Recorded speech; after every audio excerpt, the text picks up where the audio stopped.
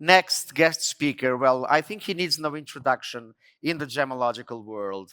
He has been for decades involved in education, involved in field gemology. He worked for almost 3 decades for the GIA, and he's now working for Guild Laboratories, which has a branch in Shenzhen and also in Bangkok, if my memory doesn't fail me. Andy Lucas, he's passionate about gemstones, passionate about education, and all his body language actually tells us that he's really passionate about what he's going to tell us and the stories he's going to tell us today, enlightening us on the latest developments on the Chinese market. Ladies and gentlemen, a big applause for Andy Lucas. Thank you very much. Thank you, Rui. Thank you very much. I thank you, buddy. Good afternoon, everyone. It is a pleasure to be back at an ICA Congress, see all my friends at ICA, especially to be here in Brazil and see all my good friends from Brazil. It's great to connect again.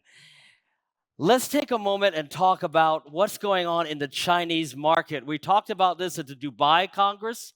A lot has changed since then. A great deal has changed. And there's a lot of inaccurate information outside of China about the market in China. And that's understandable because there's a lot of conflicting information in China about what is going on. And that is because it is changing so quickly. So what I'm going to present is based on Gilgem Laboratories intake, which we see a lot of the color stones coming into China, and our educational and consulting services to the Chinese industry. And these are our observations. One of the biggest problems in China, you have a very high-end stone market in China, high value, high end, and that is getting the stones. As we know, production is down around the world. Ruby, emerald, sapphire, whether it's Madagascar, Sri Lanka, Mozambique, Zambia, whatever the case is, in many locations, production is down, and so the high-end material amount on the market is down and the price point is high. This is a problem satisfying the Chinese consumers looking for high-end stones and what they're willing to pay for the price point. That's one reason why there's a difficulty in China right now filling the demand and moving the stones. We've seen an interesting situation in China in that stones in the second-hand market are re-entering the market through dealers from Japan and then coming to China, also from Sri Lankan dealers that sold to Japan and have bought those stones back. These higher-end stones now that may have been sold 5, 10, 15, 20, 30 years ago are coming back into the market and going over to China. And that is one of the reasons we can explain why we saw an increase in Burmese rubies coming through the lab when there's literally no mining going on in Myanmar. A lot of these stones came back through Japan, through the second-hand market, and were bought by Chinese dealers in Japan and are coming back into the market now in China. We're seeing a lot of that going on in the Chinese market for high-end stones, and that's why it contradicts the reality of what the mining production is and what we're seeing with the source of some of these stones coming back into China. Whenever you have a very tight market for pricing, price point resistance, and you have a lot of squeezing on profits, you see a lot of things going on with treatments and taking advantage of consumers. It started in China with the glass-filled rubies, and that quickly got exposed, and that market was pretty much shut down, not being disclosed. Then what we found were what I might call bluff stones.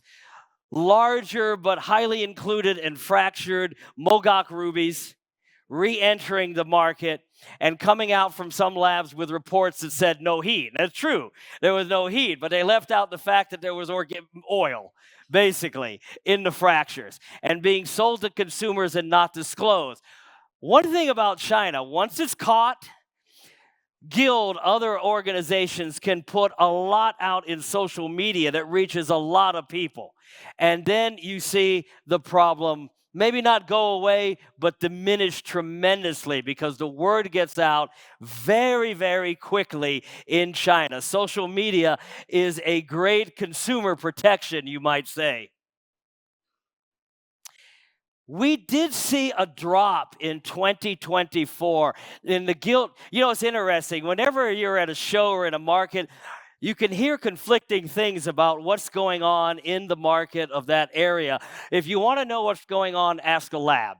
Because if stones are moving, especially in China, they need a report to move in China. We see them in the lab. And we saw a definite drop in 2024, especially around August. And there's a lot of reasons for that. Supply and selection, as we know, it just wasn't there to promote the stones a lot. Price resistance. The Chinese have a lot of price resistance to the global pricing on the stones. But I think the biggest factor was consumer confidence, and not consumer confidence in gemstones, consumer confidence in China in general. And at that same time, you saw all luxury products drop. And even restaurants I would go to, it might take me an hour to get in. At dinner time, I'd move right in. The Chinese decided not to spend money, and at the same time, it was the biggest increase in personal savings in bank accounts in history. Chinese were not feeling confident about the future, and they put their money in the bank. You know, as Americans, we just spend it on a credit card, but the Chinese put that money in the bank, and they wait and see what happens. We saw this drop in emerald, which had strong growth up until that time. Now, recently, we are seeing it coming back. Month by month by month, we're seeing an increase. And in our laboratory, we've got around a 30% increase over the same time as last year. So it is coming back, but the supply chain is different right now in China. The Chinese market is really interesting because it's so big, and Chinese consumers has a real fascination for products. They want to learn. They want to know about them. So at the same time, you can have entry-level people moving into colored gemstones, moving into emerald and other stones, and very, very sophisticated connoisseurs that have a very good eye. I compare it to the wine industry in China. You have people getting interested in wine, they get interested in an entry level, and then you have people that have very, very sophisticated taste and very, very high demands on what they will accept. Now, this is a social media video I did based on a conversation with Marcelo Ribeiro from Belmont and some of the leading broadcasters in China. You know, for years, China would just buy, first, they'd only buy Colombian. Then they accepted Zambian, but it would only be, you know, a more vivid color. Last 2 years, we have seen the Chinese consumer, especially in the demographics in 20-year-olds that buy primarily through broadcasts and online, move down in color to intense green, which is great for the industry because there's a much bigger production of that slightly lighter color range than the top vivid green. And one of the reasons is these stones look great on camera. They look great on the phone, and they're bright and they're vibrant, especially when they're cut well. The younger demographics in China made a big move to this intense green emerald, and it's selling very, very well. So this consumer base, even though it can be stubborn at times on what it accepts, this consumer base can move in a different direction, and we can help lead it in a different direction also.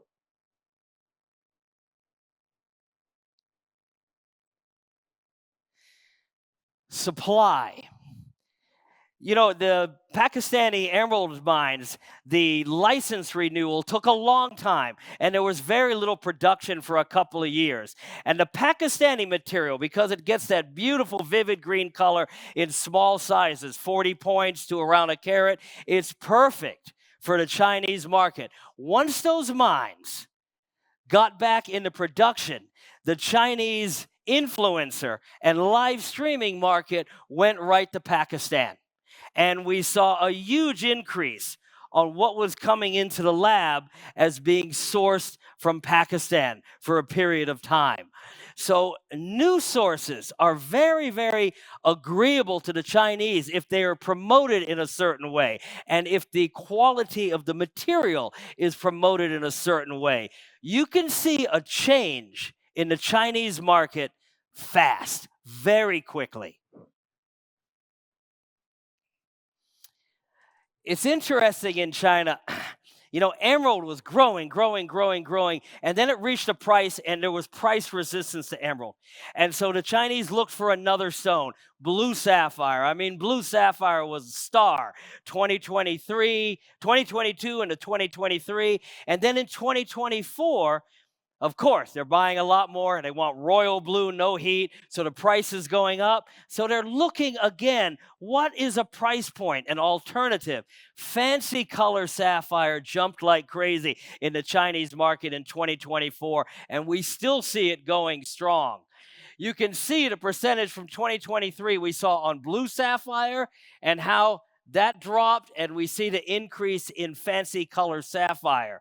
So while one product may meet resistance with price point at some time, another product that is new and fresh and interesting in the market, it can take off in consumption. You have to be flexible in China. Now, pot parasha was very popular in China. Hot pink, very popular sapphire colors in China.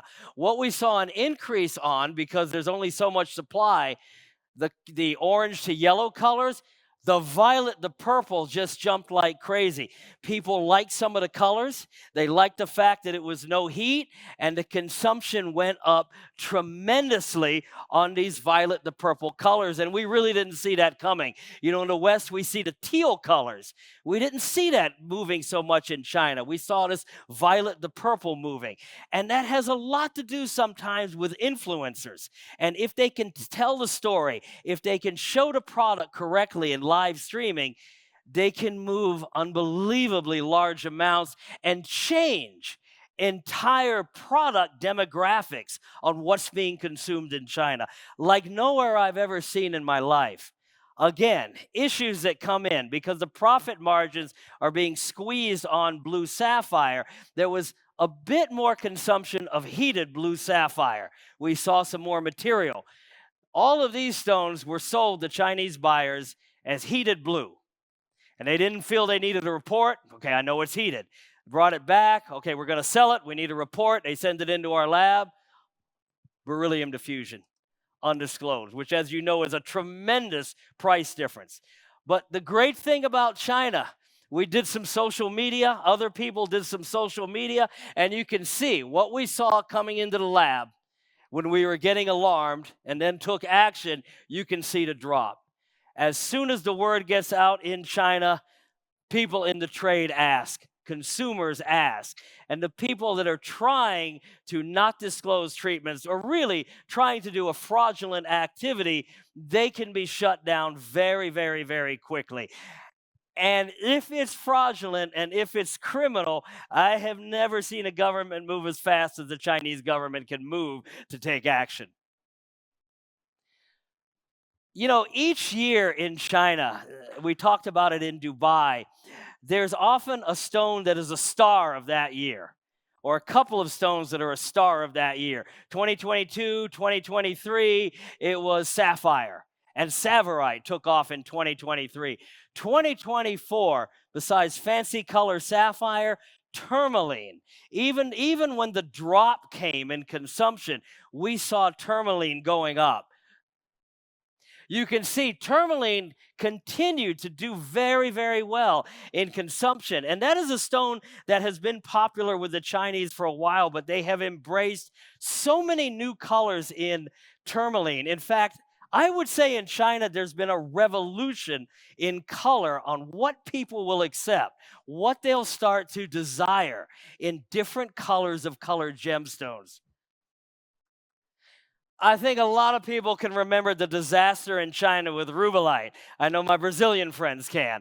When the price, Marcelo, yeah, I still feel the pain there in that expression. When they drove the price up so fast and then it crashed. And then the consumer lost all confidence in rubellite. And for years in China, you could not sell rubellite. That has all changed now. One of the reasons is they see the price point and they see the value in rubellite. This is very, very important with Chinese consumers. And the other thing is, with a lot of high quality colored stones, there's very little availability and high price point. And with rubellite, there is still some availability and what's considered now to be quite a reasonable price. So we saw a large intake increase coming in 2024, and we still see it in popularity with rubellite. And many people thought that stone will never come back in China, but it is coming back now. New colors can pop up. What often in the trade we call lagoon color tourmaline, these beautiful blues that aren't too dark but have a strong depth of color and mixed with a little bit of green modifying the color. That is super hot in China for tourmaline. The only problem with it, the reason why you don't see more, is the supply. They just can't get the material, but they will buy everything they can get out of Nuristan, Afghanistan, out of any source that they can get that color. Mint colors, hot pinks. But the lagoon, I would say in 2024, that became the big buzzword in colored gemstones. And the Chinese consumers, we checked Baidu, all the different platforms for questions about colored stones, and you'll get a question like, what is a tourmaline? They have no idea what a tourmaline is. And then you'll get a question about, does the finest lagoon color come from Nuristan, Afghanistan? So you have consumers that don't know what an emerald is, don't know what a sapphire is. And you have consumers I will pit against any consumer in the world for sophistication in their buying. Brilliance, brightness.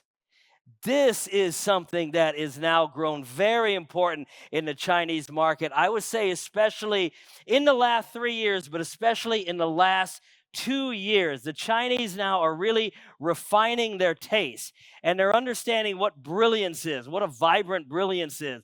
And they're understanding that, okay, if you got a color, if you have a diamond, brilliant, white light. If you have a colored stone, light return, it's going to be the color. So they know color is the most, thank you very much. So I might hurt myself.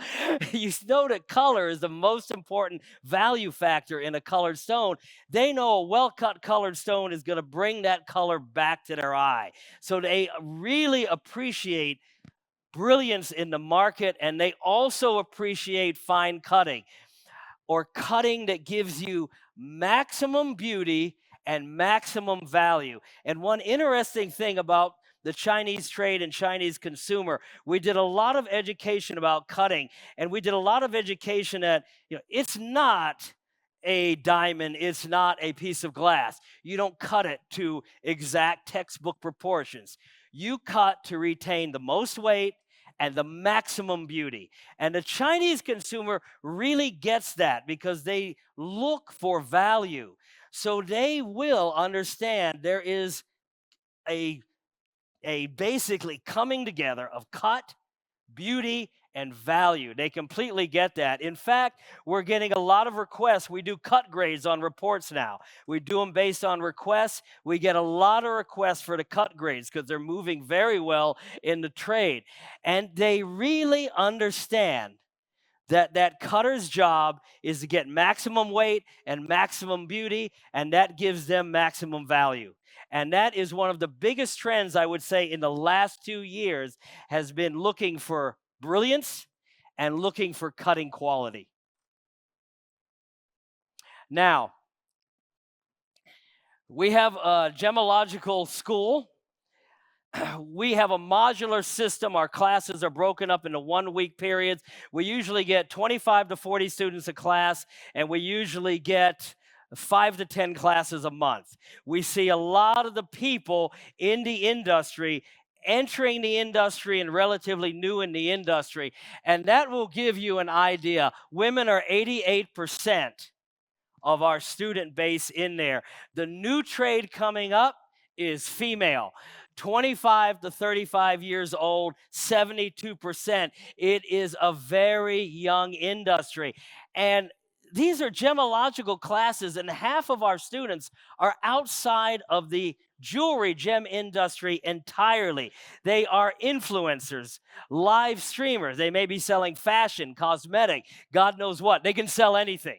They are selling professionals. They can sell anything. They want to become experts on gems. High net worth, high profile individuals, investment bankers, real estate agents, fashion people. A lot of these people are interested in the gem industry. And what did I do? What did I do? No, we're good. Okay. And a lot of the people in the gold industry, the diamond industry, which is hurting very bad in China, the jade industry, they're coming into color. They want to know about color. They see a great potential to grow the color industry. And the gold and diamond, I mean, the profits are just completely squeezed out. It's a brutal industry to be in right now. They're all fascinated with color, and live streamers, they're making up 62% of our student body. It may be perfume one day, now they're interested in gemstones, but they want to educate the buyer. That's the key in the live streaming. They have to become educated so they can educate the buyer. We have a field gemology program in education. We have graduate field gemologists. So this was one of the field gemology trips we did down to Sri Lanka. Okay, all of them girls, all of them ladies, all of them relatively young. Over 50% of them not in the business at all. They want to start doing in the business by connecting directly to the source. This is a big trend, and they want to tell a story. You know, it's funny, I'm not a social media guy. I was never on Facebook. I never did a tweet. I guess it's not a tweet anymore. I never did anything in social media, some things on LinkedIn. And then Sergio was showing me that my Chinese team has got me all over the place on Instagram or somewhere. I don't even know. So the power of this social media for these people to say, I'm at the source, I'm digging in the mud, this really gets the Chinese consumer excited to see the sources they come from, to hear the story about gems. And these people, especially the ones that are influencers, they tell the story great. They're down in the mud pits. Many of them tried the snorkeling and the river mining, going down and looking for gems. It is a very adventurous group of entrepreneurs that think outside the box. And they really want to try new things, and they really aren't afraid. That was my vice president of education. And they love the story of gems. A lot of fresh blood getting into the industry in China, a lot of new people. So this was a event. We called it the Aurora event, kind of like an awards, or we call it a celebration of gems. Damien was good enough to join us at the last one. These events really reach a large number in the public, and really, I say the best word is create like a celebration, right, of gems, sharing some ideas for the trade, but also you have a lot of consumers that watch this type of event. We make it look like a Oscars, you might say, for gemstones. So we had Gemfields as the platinum sponsor. We've done this now 3 years. They just had one for the pearl industry. Ruby, my boss, isn't here. She's at the World Pearl Congress in Zhuji, China. And they just did a Aurora event for pearls alone. This one was colored stones and pearls. So we had people from Sri Lanka, we had ICA people, we had Brazil people, large number of people there, and a large number of Chinese dealers, jewelry brands, and designers. And you can see the results. I have to have them continually check this. But one thing to see is the number of winning a work, 70. We had 70 categories. We have a large number of categories because we want a large number of people involved. We have over 600 participating merchants. These people, most of them are in live stream, so they have millions of followers also. On the Guild channel, our WeChat channel, we had 50,000 people watching it live on our WeChat channel. But if you multiply that by the designers, gem dealers, jewelry brands that put pieces in there and had awards, 70, less than 70 companies, but a large number of companies, and put out to their followers, in the end, we had 347 on-site guests at the event. We had viewers, not views, viewers, over 84 million viewers for this event. We had on online voting for the public, 8.4 million votes come in. Put the pictures of the pieces on there. Which ones do you like the best? Participation. We had on comments, 334,000 comments come in. China's the only place I've ever seen where you can have this type of volume and really the trade working together. I really appreciate it. I know Damien has a super busy schedule coming and representing the ICA, the Sri Lankans, the Brazilians. So a lot of people. Rui, I can't see it. I'm a blind gemologist, buddy. Okay. This girl caused the largest consumption in pearls, or I think any gem in history at one point because of the movie she did.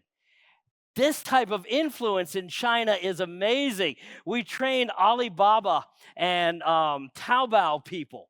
And these influencers, it's amazing to watch them, their minds. They'll listen to everything I'm talking about on a particular stone, the history, the lore, and they'll catch something they know will catch their audience. They'll write it down. And the volume that they can move is unbelievable. And if you take that to the source, this is Barula, Sri Lanka. You know, it's funny, it's called China Fort. It really is China Fort again. You see all these iPhones out there, and they're selling live streaming. The dealer's going to give them a stone. They're going to talk to their consumer. They're going to negotiate on a price and sell it live stream. This one, that's my vice president of education in Swat Valley, Pakistan. This business model just amazed me. Chinese businessman, a platform, made a deal with a Pakistani emerald cutter. They set up an emerald cutting factory, got the rough from Swat, cut the emeralds. Now, he brings over 20 influencers. We train them in Pakistan for about a week, and then they turn them loose. One of the influencers sold in 2 weeks there, sold 20 million RMB in emerald. One of them, that $3 million, was selling cosmetics or whatever a little while before. And they bring him into China, pay the duties, they can afford to because it's direct, cutting factory to consumer. The returns, 25, 30%, they sell it in the trade at cost. So they make their profit even at a very, very low margin. Vietnam, a pearl farm in Indonesia, they are coming to the source. They're coming to markets, and they are telling the story of the source, the market, and selling the gems. This QR code, if you want to scan it, this will allow you to download a PDF of our yearly China market report. We've done colored stone 3 years now, pearls 2 years. And we give you all the statistics and observations we have on the China market for each of the report from our gemological journal, Gemology Frontier. So we do this as a service to the trade. But I would say something I've learned from the developments in the market in China. And that is, there's a lot of new blood coming in, and there's a lot of innovation, and a lot of them fail. A lot of things don't work, but the ones that do, they work on perfecting it. And it's taking the supply chain and the business in an entirely new direction. Our top 20 customers in our lab last year, 15 of them are new this year. The competition is brutal. But here is my comment to all of my colleagues. If we can take the gray hair and the experience and our knowledge and combine it with these people, with their innovation and their sales ability and social networking in China, and we plan in advance, we have production somewhere, we can move that production. I think colored stones can grow at a rate unforeseen in history. Thank you very much, everyone. Always a pleasure. Always a pleasure. Oh, Andy, don't leave the stage because I will make sure personally next Congress you will have 1 hour. Because let me tell you, you are a very engaging speaker, and what you bring us today is the future, is how can have solutions, technology, knowledge. Thank you very, very much. Thank you, Rui. We don't have time for questions. I'm here. If anybody wants to talk to me, I'm here anytime. Thank you very much. Thank what you, a Rui. great presentation again. Thank you, Andy. Wow. I had no idea that this was going on with Chinese influencers in that such a huge scale, which is good for your business. So, ladies and gentlemen, our next speaker is coffee break. So we will have a 15-minute recess, and we will resume our proceedings at 4 p.m. Listen to the bell, and we will be back in the room in a few minutes. Thank you very much.